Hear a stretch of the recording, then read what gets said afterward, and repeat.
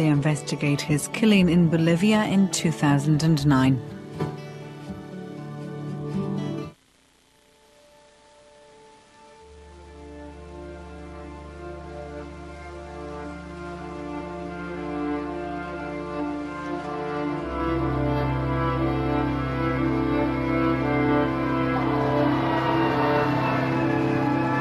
Bolivian security forces say they have prevented an attempt on the life of President Evo Morales.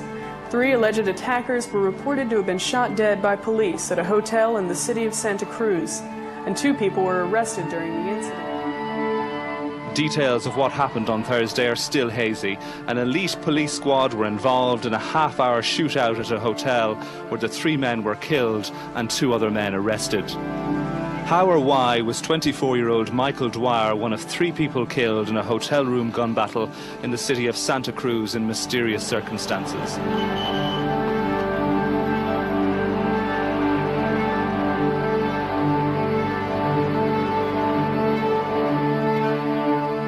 I was at work and Marty rang me to ask me had I had any strange phone calls. He said someone had rang him and asked him had we a son in South America, and when he said he did, he said the person put the phone down. I don't know why, but I opened the internet, typed in Bolivia, and the first thing that came up on the screen was Irishman killed in Bolivia. So by the time I arrived home, Marty was in the backyard and someone was after calling him from one of the newspapers saying that they had photographs of Michael dead. Like if you ever had a worse nightmare, it had just started.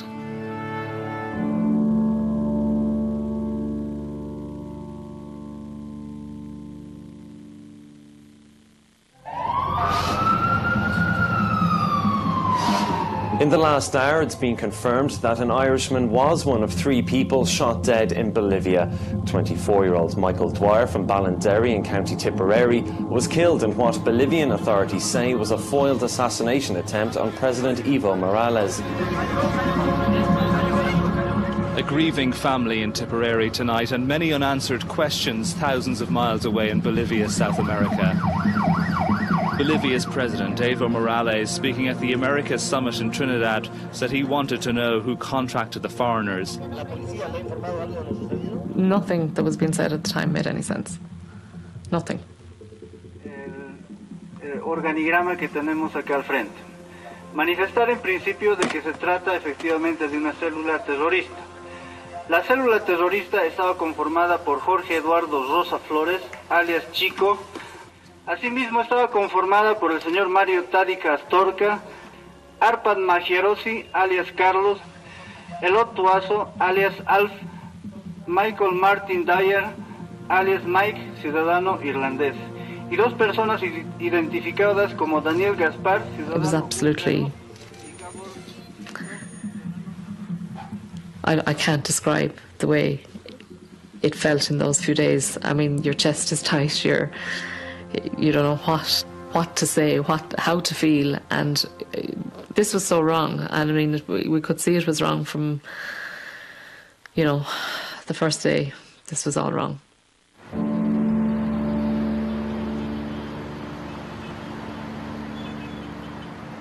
I first met Caroline in early 2010. I was back home visiting. She had been following my reporting. When I met her, she seemed a woman who was not just grieving a terrible loss, but someone who was still in a state of shock about what had happened and was coming to terms, just at the very beginning of coming to terms with everything. I started writing about this in 2009, and since then I've followed all the developments over the years. It's the most complex story I've ever covered.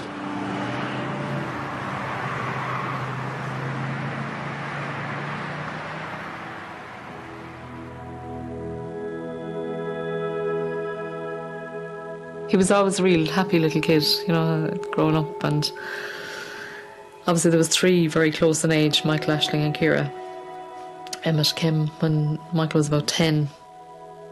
He took a lot of responsibility, as being the older brother. Looking after them when they needed looking after, and I'm sure there's, scrapes they got into that he always minded them or whatever in school or whatever. We were neighbours. We come from the same area there, so we kind of grew up together, I suppose. Like, never knew anything, just one of us, a normal young lad, same as ourselves, play hurling, football, into the sports, the cars, the girls. The girls? Yeah, like, it was just, there was nothing extreme about him. When he finished in school, he went to college in Waterford first and then to Galway, and he did a degree in construction management. After he finished college, Michael worked for the security company at the Shell pipeline site in Mayo for a few months in 2008. We know that Michael met Tibor Reves and various other Eastern Europeans who had been employed to provide security for the project. Most likely it was Reves who told Michael about a security training course that was going to happen in Bolivia later that year and asked if he was interested in doing it. The only place Michael had travelled was just on family holidays with us. So the extent of it was, the usual 2 weeks summer holiday in Lanzarote or Mallorca or something. He'd never travelled on his own before. He'd never travelled out of the country on his own before.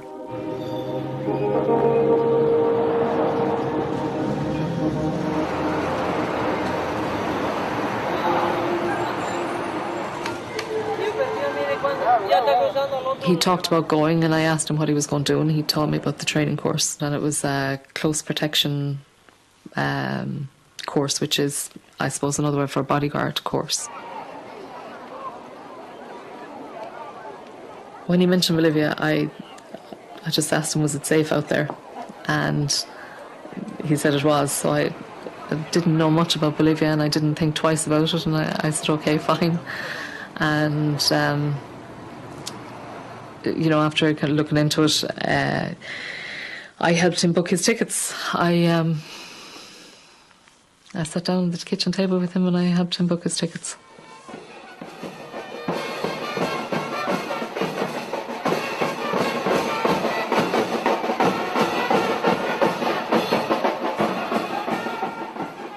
He was interested in that kind of line, in security or that end as a career, maybe, possibly. I mean, he had a degree in construction management, and it was that thing. It's always handy to have something else.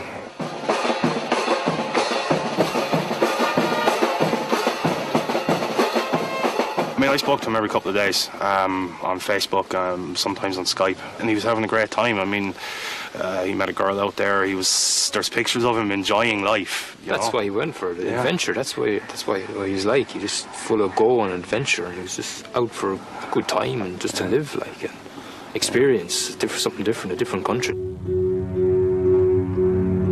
Michael was heading to a country that was volatile politically.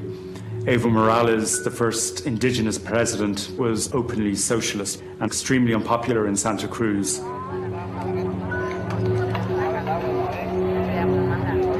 It reached a certain peak in 2008 when Santa Cruz made all sorts of demands pushed, and there was even kind of a fear or rumours that they might declare autonomy or something even stronger.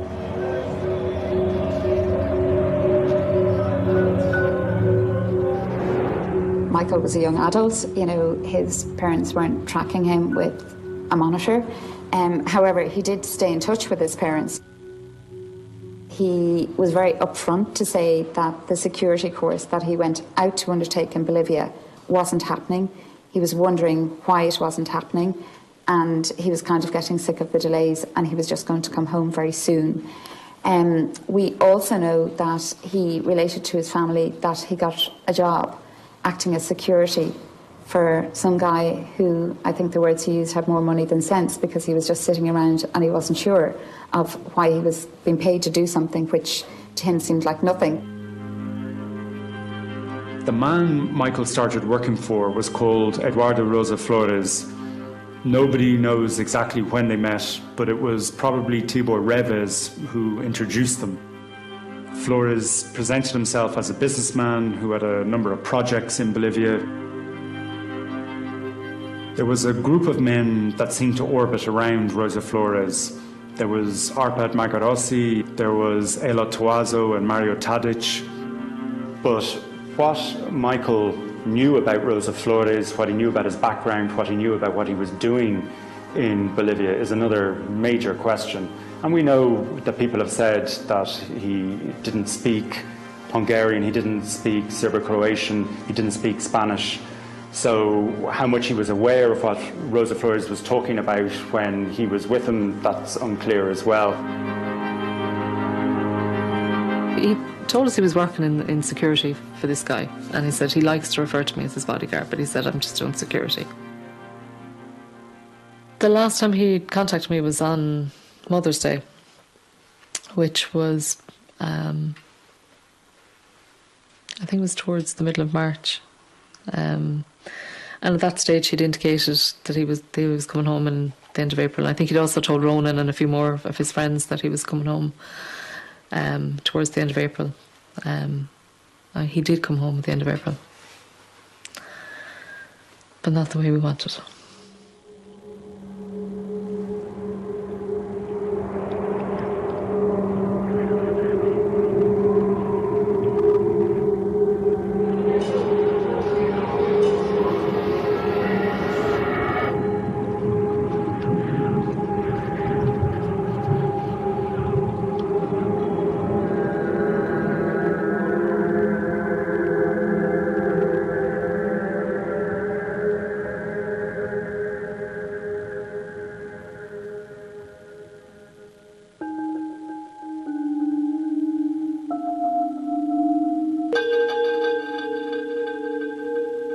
In the days after Michael was killed, there were headlines and reports and editorial which branded him the Irish Jackal, which said that he was the Irish assassin, the Irish toy soldier.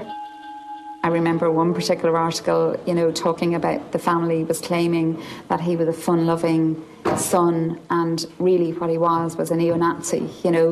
They were scuppering the claims of the family who had known Michael, for over 2 decades. There was a sea of coverage that they were sinking in that was so negative, and that was making the circumstances much worse for them as they were coming to terms with the awful news that their son had been killed. After the news got out about Mike, that there was groups of people out there that were trying their hardest to get as much as they can to twist it and make it look as bad as possible. And what we figured out after a couple of weeks, and I wish we figured it out sooner, was just you're always going to have those people out there. You're not going to be able to turn them around, let them off if they want to try. It's very hard, especially when you're upset. When something like that happens, you're it was very emotional, and you're sitting there, you're looking at a computer, and there's people absolutely slating your friend, who you are mourning, who you are still crying about and talking to your friends about, and there's people that have no idea, no clue what he was like, and they're saying terrible, terrible things about him, and his family had to read that line. It's bad enough his friends read. Imagine his mother, his brother. We're in our 5th day of mystery surrounding the killing of Mr. Dwyer by the Bolivian police in Santa Cruz.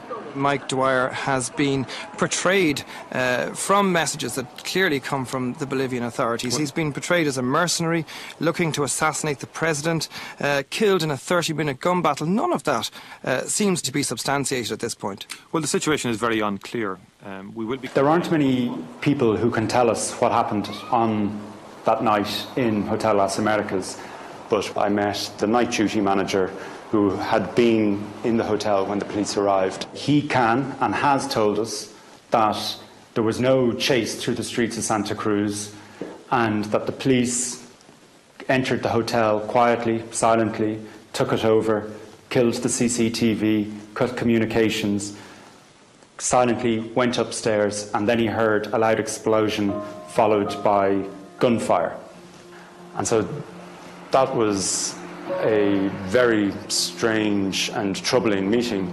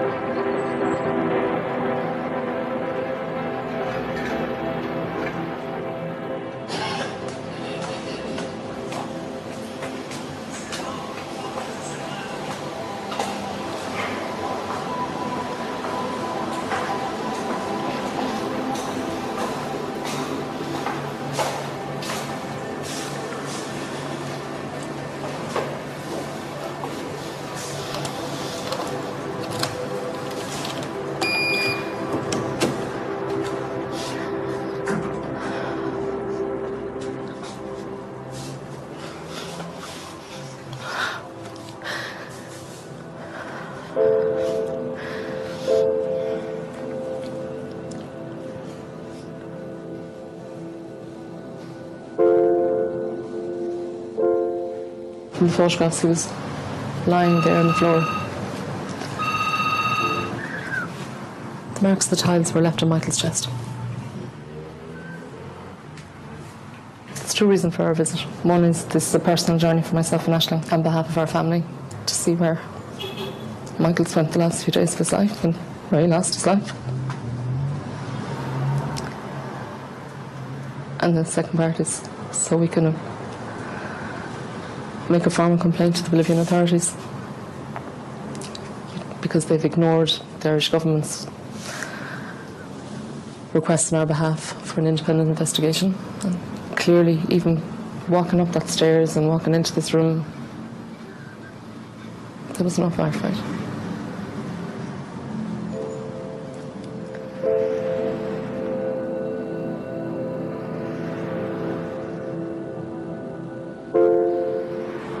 We realised we had to come here. That was really, it became... Yeah, there was a moment actually, was it the last day? Yeah, it was like, we're going. I've always wanted to come. I just felt it was necessary to come. Emotional but necessary. Yeah, necessary, just... I know I can't bring him home, but I am bringing him home in my own words, you know.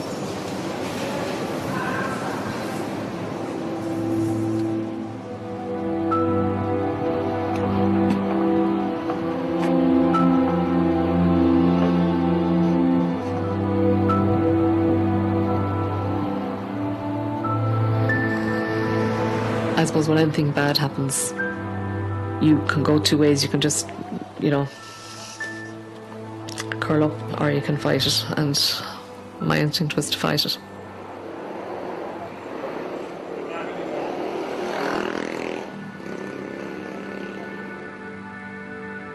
The authorities quickly identified Rosa Flores as the leader of the group in the hotel, and they claimed that he was a mercenary or a soldier of fortune or some sort of figure with experience of warfare who had come back to Bolivia to stir up separatist violence in Santa Cruz. He was born in Santa Cruz, yet left and spent a lot of time in Europe. There he fought with the Croatians in the breakup of Yugoslavia. Very questionable role in that war. There have been even allegations that he was involved in war crimes. Rosa Flores himself left a video before he left Europe, which he said was only to be released in the event of his death, saying that he had been called back to defend his homeland, Santa Cruz, and the eastern region of the country from the aggressions of the central government. Tehát arra kell vinni a helyzetet, hogy politikai eszközökkel, de úgy, hogy erről felmutatva, hogy fel vagyunk készülve, hogy pár hónapon belül eljussunk oda, hogy ha autonómia nem, együttélés nem, autonómiával, akkor kikiáltjuk a függetlenséget, és csinálunk egy új országot.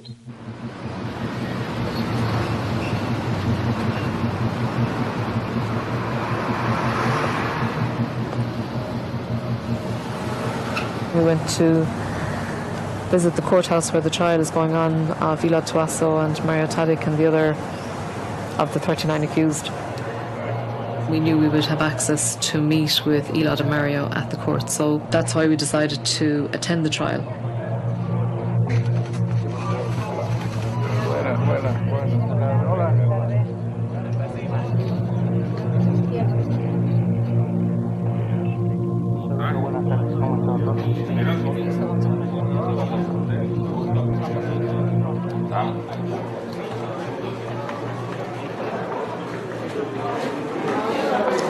Where do you think Michael was killed?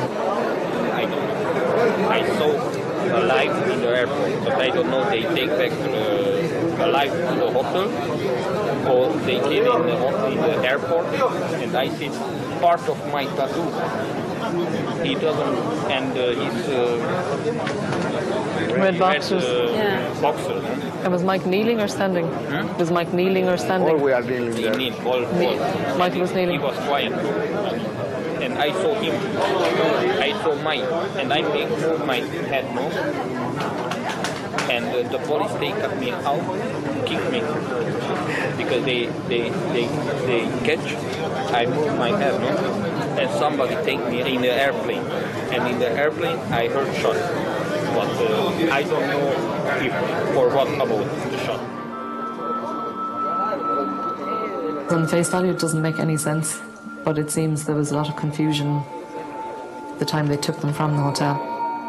He's adamant that he recognised Michael because of Michael's tattoo and his red boxers.